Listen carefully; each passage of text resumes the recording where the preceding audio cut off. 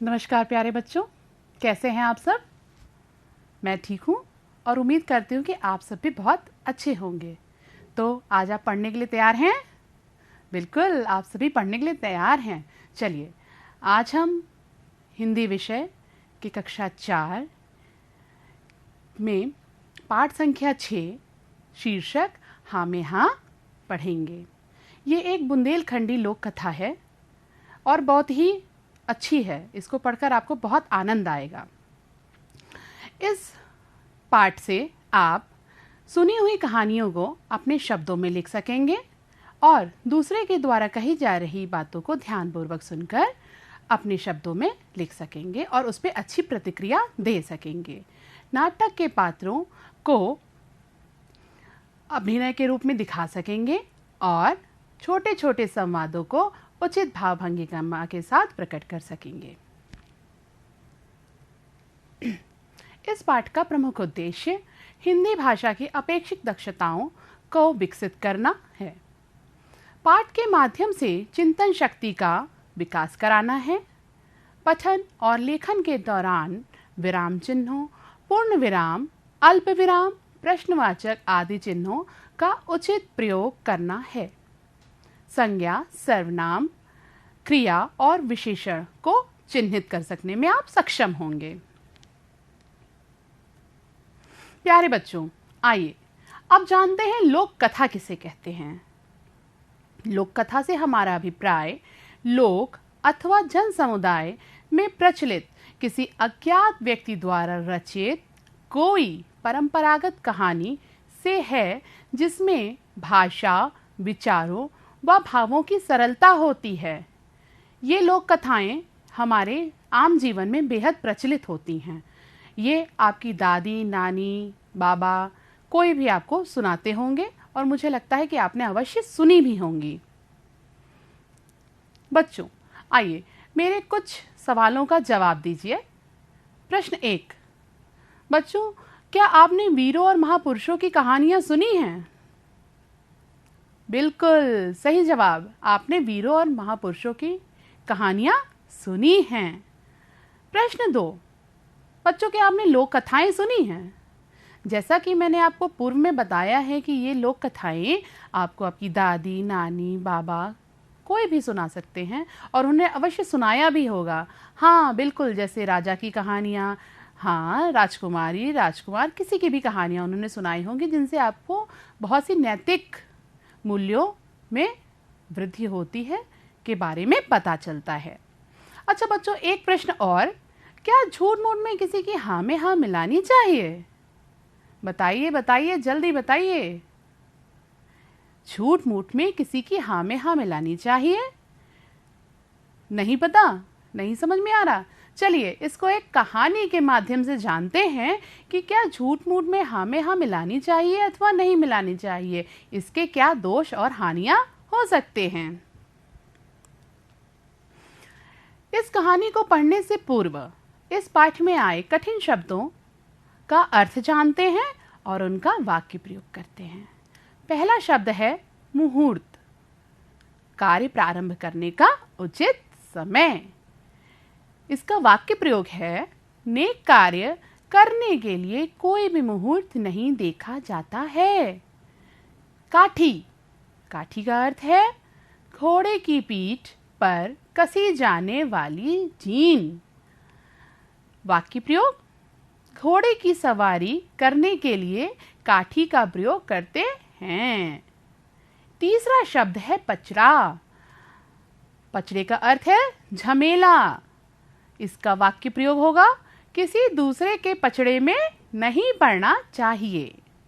पांचवा शब्द है सुस्त, सुस्त का अर्थ है ढीला। बुखार होने के कारण रमेश बहुत सुस्त है। हमारा अगला शब्द है मनमौजी। मनमौजी का अर्थ होता है अपनी इच्छा अनुसार कार्य करने वाला व्यक्ति।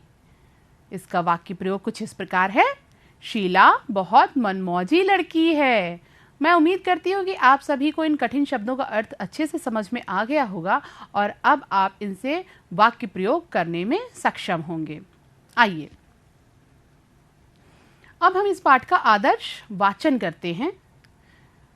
यह एक बुंदेलखंड की प्रचलित लोक कथा है जिसमें एक राजा और उसके मंत्री के बीच हुए संवाद को बताया गया है कि किस तरीके से राजा की बात पर मंत्री हाँ में हाँ मिलाता चला गया। आइए बच्चों इसका अनुश्रवण करते हैं।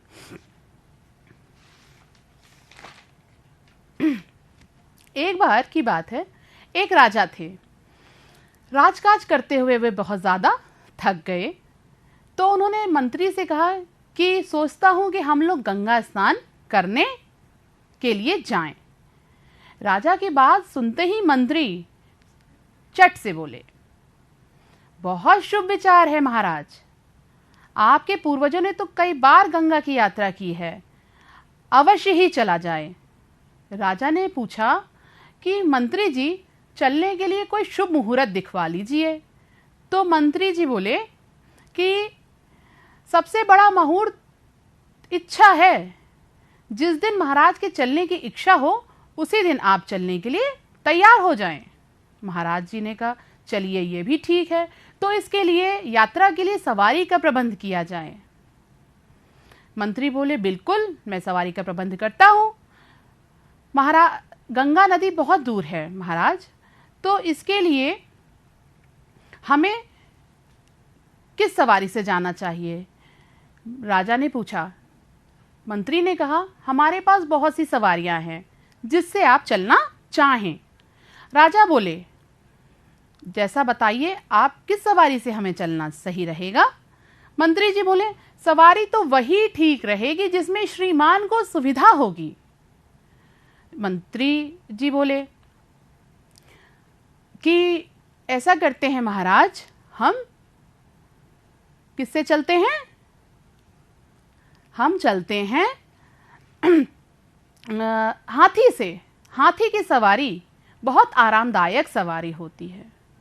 राजा बोले हाथी की सवारी आरामदायक तो रहेगी, मगर हाथी बड़ा धीरे चलता है और वो बहुत धीमी सवारी है, बहुत दिन लगा देगा हमें गंगा यात्रा करने के लिए। मंत्री बोले सो तो आप सही कह रहे हैं, धीमी सवारी तो है हाथी, तो हम ऐसा करते हैं कि हम ऊंट से चलते हैं। मंत्री बोले ऊंट की सवारी करते हैं। राजा बोले ऊंट की सवारी अच्छी तो रहेगी, मगर ऊंट बलबलाता बहुत है और उस पे बैठे बैठे मेरी कमर टूट जाएगी। राजा बोले तो इस पे चट से मंत्री ने उत्तर दिया, हाँ महाराज आप बिल्कुल सही कह रहे हैं, ऊंट की सवारी करने से कमर में दर्द तो शुरू हो जाएगा, परंतु सवारी बहुत अच्छी है। ऐसा करते हैं महाराज कि हम अब दूसरी सवारी के बारे में सोचते हैं। राजा ने बोला चलिए मंत्री जी अब किस सवारी से चला जाए? तो मंत्री बोले राजा हम लोग ऐसा करते हैं, अब वीरों की सवारी घोड़े से चलते हैं। राजा जी को ये सुझाव अच्छा लगा। राजा जी ने कहा बिल्कुल हम घोड़े की सवारी से करते हैं। मगर मंत्री ने पूछा महाराज क्या हुआ, मगर क्यों? राजा ने कहा घोड़ा बहुत मनमौजी जानवर है, उसका कोई भरोसा नहीं है, वो कभी भी किसी को भी पटक सकता है। मंत्री बोले सो तो है हुजूर, घोड़ा बहुत मनमौजी जानवर है, वो कभी भी किसी को पटक सकता है। तो मंत्री जी ने कहा कि महाराज अब हम किसी और सवारी का प्रबंध करते हैं। महाराज बोले चलिए अब बताइए किस सवारी का प्रबंध किया जाए? मंत्री जी बोले महाराज ऐसा करते हैं, अब हम पालकी से चलते हैं, पालकी आराम शान की सवारी होती है। महाराज बोले चलिए ठीक है, पालकी की सवारी तो अच्छी है, मगर पालकी लोग मेरे ऊपर हंसेंगे कि महाराज गंगा स्नान करने के लिए पालकी से जा रहे हैं। मंत्री फिर बोले सो तो है महाराज, पालकी की सवारी कुछ इस प्रकार की होगी जैसे किसी मुर्दे को लेकर जा रहे हों। महाराज बोले तो अब क्या किया जाए, पालकी की सवारी तो हमारे लिए सही नहीं रहेगी। इसी बात पे मंत्री तपाक से बोले कि महाराज ऐसा करते हैं कि हम गंगा स्नान जाने का विचार ही त्याग देते हैं। महाराज ने कहा हाँ, मुझे भी लगता है ऐसा ही करना पड़ेगा। मंत्री फिर चट से बोले कि महाराज, मन चंगा तो कठौती में गंगा। अर्थात आप सोच लीजिए कि आपने गंगा स्नान करने जाना है तो आप यहीं पे सही हैं, आपको अन्यत्र किसी स्थान पे जाने की आवश्यकता नहीं है।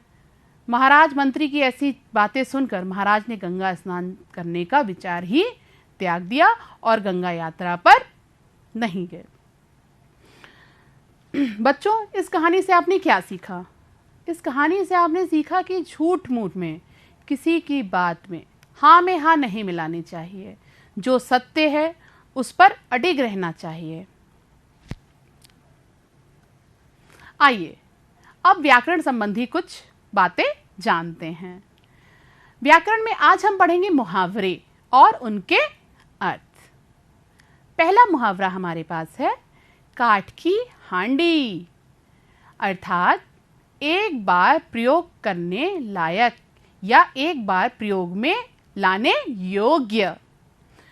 हाँ में हाँ मिलाना, हर बात में सहमति जताना। खरी खोटी सुनाना, इसका अर्थ होता है भला बुरा कहना। खबर लेना अर्थात सजा देना। गले का हार होना, इसका अर्थ होता है बहुत प्यारा होना। गाल बजाना, इसका अर्थ है बींग हाँकना। कोल्हू का बैल, अत्यधिक परिश्रम करने वाला व्यक्ति। मुझे उम्मीद है कि आप सभी को मुहावरों के अर्थ समझ में आ गए होंगे। आइए अब हम बोध प्रश्नों की तरफ बढ़ते हैं और कुछ प्रश्नों के उत्तर जानते हैं। प्रथम प्रश्न है, इस लोक कथा में किस तरह के लोगों के ऊपर व्यंग किया गया है? उत्तर, इस लोक कथा में प्रशासकीय जनों और उनके अनुचरों पर व्यंग किया गया है। प्रश्न 2, इस लोक कथा में यातायात के किन साधनों का नाम आया है? उत्तर, इस लोक कथा में हाथी, ऊंट, घोड़ा और पालकी के नाम आए हैं।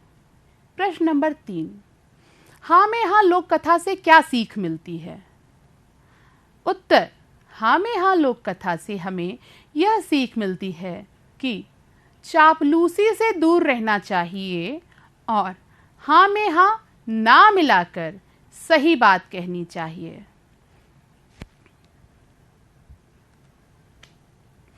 प्यारे बच्चों, अब हम पुनः एक बार इस पाठ में क्या क्या हुआ इसका पूरा वृत्तांत जानते हैं। इसकी पुनरावृत्ति कर लेते हैं। राजा राजकाज से थकने के कारण गंगा स्नान करने के लिए जाना चाहते थे। दूसरा, राजा ने मंत्री से एक अच्छा मुहूर्त देखने के लिए कहा। तीसरा, मंत्री ने सर्वप्रथम हाथी का चयन किया। चौथा, हाथी के धीरे धीरे चलने के कारण ऊंट की सवारी करने का फैसला किया गया। पांचवा, ऊंट के बलबलाने के कारण वीरों की सवारी घोड़े का चयन किया गया। छठा, घोड़े के मनमौजी स्वभाव के कारण पालकी की व्यवस्था करने की सोची गई। सातवां, राजा को पालकी की सवारी अच्छी ना लगने के कारण गंगा स्नान का विचार त्यागना पड़ा। इस कहानी से हमें क्या शिक्षा मिलती है? इस कहानी से हमें यह शिक्षा मिलती है कि झूठ मूठ में किसी की बात पर हाँ में हाँ नहीं मिलानी चाहिए। बच्चों, आइए अब हम कुछ अभ्यास कार्य करते हैं। प्रश्न 1, निम्नांकित प्रदेशों में बोली जाने वाली भाषा लिखिए। प्रदेश और भाषाएं। अभी तक आपने भारत के राज्यों और उनकी राजधानियों को पढ़ा है।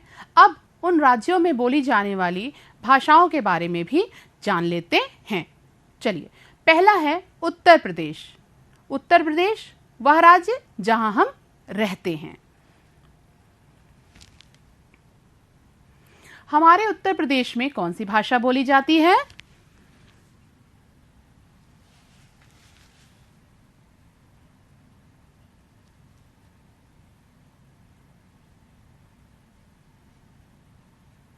हमारे उत्तर प्रदेश में हिंदी भाषा बोली जाती है। दूसरा राज्य है पंजाब। पंजाब में कौन सी भाषा बोली जाती है? पढ़िएगा और मुझे बताइएगा कि कौन सी भाषा बोली जाती है।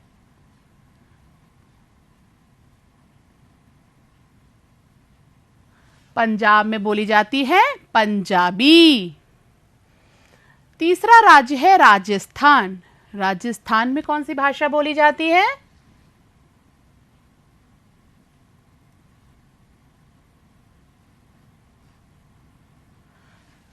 बिल्कुल सही पढ़ा आपने, हिंदी। राजस्थान में हिंदी बोली जाती है। चौथा राज्य है गुजरात। गुजरात में कौन सी भाषा बोली जाती है? जल्दी से बताइए, कौन बताएगा? बिल्कुल सही, गुजरात में बोली जाती है गुजराती।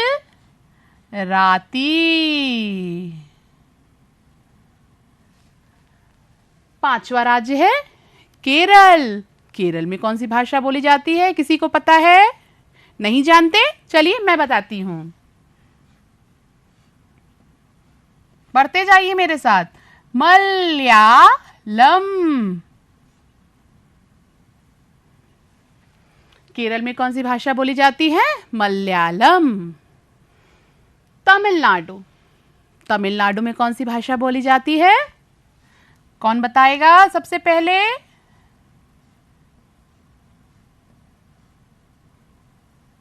बिल्कुल सही, तमिलनाडु में बोली जाती है तमिल। हमारा दूसरा प्रदेश है कर्नाटक। कर्नाटक में कौन सी भाषा बोली जाती है? किसी को पता है कर्नाटक में कौन सी भाषा बोली जाती है?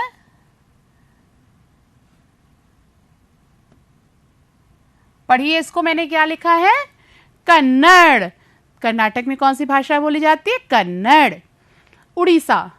उड़ीसा राज्य में को अब हम ओडिशा नाम से भी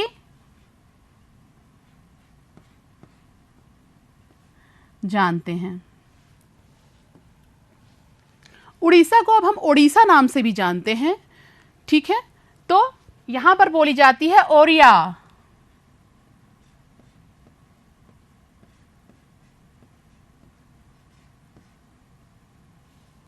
जिसको पहले हम उड़िया भाषा के नाम से जानते थे, अब इसको हम ओरिया कहते हैं। पश्चिम बंगाल में कौन सी भाषा बोली जाती है? किसको पता है?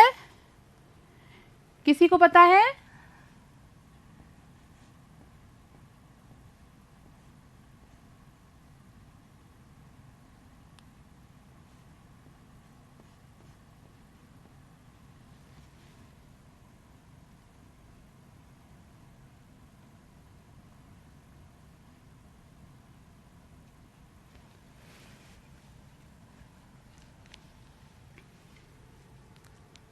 बच्चों, एक बार हम पुनः इसका अभ्यास कार्य को पढ़ लेते हैं। निम्नलिखित प्रदेशों में बोली जाने वाली भाषाएं लिखिए। प्रदेश और भाषाएं। उत्तर प्रदेश में कौन सी भाषा बोली जाती है? बिल्कुल सही, हिंदी। पंजाब में पंजाबी। राजस्थान में हिंदी। गुजरात में गुजराती। केरल में मलयालम। तमिलनाडु में तमिल। कर्नाटक में कन्नड़। उड़ीसा या ओडिशा, ओडिशा में कौन सी भाषा बोली जाती है? ओरिया। और पश्चिम बंगाल में बोली जाती है बंगाली। मुझे उम्मीद है कि आप सबको ये भाषाएं याद हो चुकी होंगी। आइए बच्चों, अभ्यास कार्य 2 करते हैं। अभ्यास कार्य 2 में हमसे पूछा गया है, निम्नलिखित वाक्यों में संज्ञा ढूंढो। पहला है, राजा गंगा स्नान के लिए जा रहे थे। इसमें संज्ञा कहाँ है? कौन बताएगा? बिल्कुल सही। राजा और गंगा संज्ञा शब्द है। दूसरा शब्द है ऊंट रेगिस्तान का जहाज है। इसमें कितने संज्ञा शब्द आए हैं? पहला शब्द ऊंट, दूसरा रेगिस्तान, तीसरा जहाज। ऊंट रेगिस्तान का जहाज है में ऊंट संज्ञा है, रेगिस्तान संज्ञा है और जहाज भी संज्ञा है। घोड़ा वीरों की सवारी है। इसमें संज्ञा शब्द छांटिए, घोड़ा और सवारी। ठीक है, वीर हमारा विशेषण है। चौथा, हाथी विशालकाय जानवर है। तो हमारा संज्ञा शब्द हुआ हाथी और जानवर। इसमें दो संज्ञा शब्द निकले, हाथी और जानवर। पांचवा, राजा सत्यवादी व्यक्ति थे। इसमें राजा और व्यक्ति। हमें सदैव सत्य बोलना चाहिए। इसमें संज्ञा शब्द है सत्य। तुम कक्षा 4 में पढ़ते हो। इसमें संज्ञा शब्द है कक्षा। उम्मीद करती हूं कि आप सभी को संज्ञा शब्दों की उचित जानकारी हो चुकी होगी।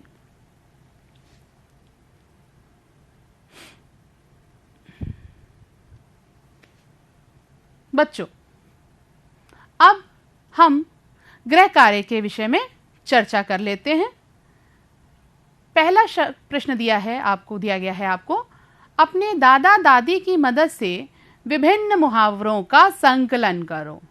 मुहावरे जो दादा दादी बीच बीच में बात करते करते प्रयोग करते हैं, जैसे तुम तो मेरी आंखों का तारा हो, तुम मेरे गले का हार हो, राम बहुत आग बबूला हो उठा। ये सब हमारे मुहावरे हैं और इनको अपनी दादा दादी की मदद से आपको पूछकर अपनी कॉपी में नोट करना है। दूसरा प्रश्न, पाठ में आए मुहावरों को ढूंढिए और उनका वाक्य प्रयोग करिए। पाठ में कई सारे मुहावरों का प्रयोग किया गया है, उनको आपको अपनी कॉपी में ढूंढना है, लिखना है और उनका वाक्य प्रयोग करना है। जैसे इसमें प्रयोग हुआ था,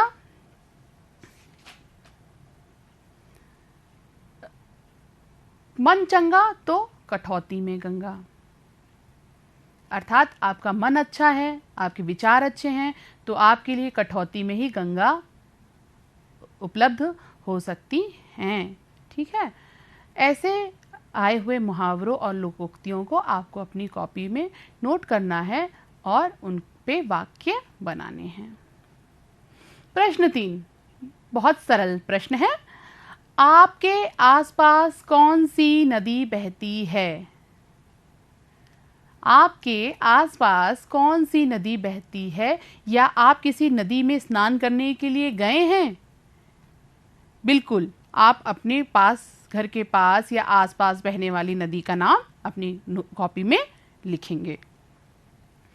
प्रश्न 4, इस कहानी से आपने क्या सीखा? बताइए, इस कहानी से आपने क्या सीखा? इस बुंदेलखंड की लोक कथा से हमने ये सीखा कि कभी भी किसी की हाँ में हाँ, झूठ मूठ में नहीं मिलानी चाहिए, कभी भी चापलूसी नहीं करनी चाहिए और जो सत्य हो वही कहना चाहिए। प्रश्न 5, इस वर्ग पहेली से नदियों के नाम ढूंढो। आपको मैंने एक वर्ग पहेली दी है, इसमें आपको नदियों के नाम ढूंढने हैं। जैसे कई सारी नदियां हैं, ब्रह्मपुत्र, गोमती, कावेरी हैं। आइए हम ढूंढते हैं नदियों के नाम। देखिए, ब्रह्मपुत्र कहीं आपको दिख रहा है? ब्रह्मपुत्र कहीं दिख रहा है? किसी ने देखा? हाँ, शाबाश, बिल्कुल सही, ब्रह्मपुत्र।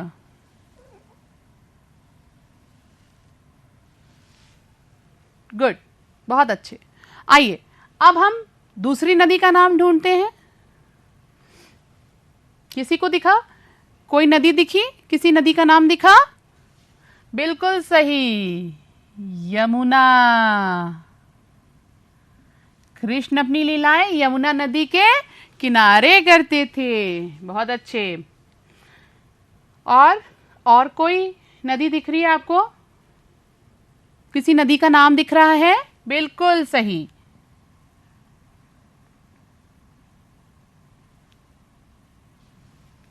पढ़िए इसको, क्या लिखा है? नर्मदा। अच्छा, एक और नदी का नाम दिख रहा है मुझे, आपको दिखा? चेनाब। देखिए, ये हमारी एक और नदी है, चेनाब। और एक और नदी, सतलुज। ठीक, मुझे एक और नदी का नाम दिख रहा है, आपको दिख रहा है? जल्दी से बताइए। बिल्कुल, हमारी प्यारी नदी गंगा। ठीक, और कोई नदी? झेलम। कोई और नदी? गोमती, कावेरी।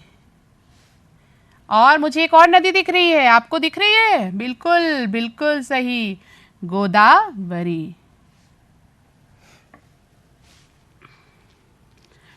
इन नदियों के नाम आपको अपनी कार्यपुस्तिका में लिखने हैं और याद करने हैं, और ये भी बताना है कि ये किन राज्यों में होकर बहती हैं। प्यारे बच्चों, अब जैसा कि हम इस कहानी में जान चुके हैं कि हमें झूठ मूठ में किसी की बात में हाँ नहीं मिलाना चाहिए और वही बात कहनी चाहिए जो सत्य है।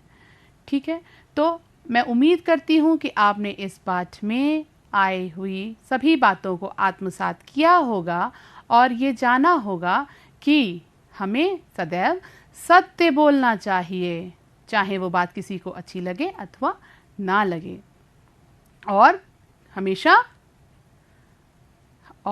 खुश रहना चाहिए। चलिए बच्चों, फिर मिलते हैं कुछ नई रोचक कहानियों, कविताओं और प्रेरक प्रसंगों के साथ, जिससे आपकी नैतिक मूल्यों में अभिवृद्धि होगी और आप सब बहुत ज़्यादा नैतिक मूल्यों का निर्वहन करने में सक्षम हो सकेंगे। मैं उम्मीद करती हूँ कि आप सभी ने हाँ में हाँ लोक कथा, जो कि बुंदेलखंड की थी, इसको बहुत अच्छे से पढ़ा, समझा, जाना और इसके अभ्यास कार्य को किया। अब आप सभी गृह कार्य को करके रखिएगा। हम पुनः मिलेंगे, तब तक के लिए आप सभी को ढेर सारा प्यार, आशीर्वाद, आशीष और शुभकामनाएं। फिर मिलते हैं बच्चों। नमस्कार।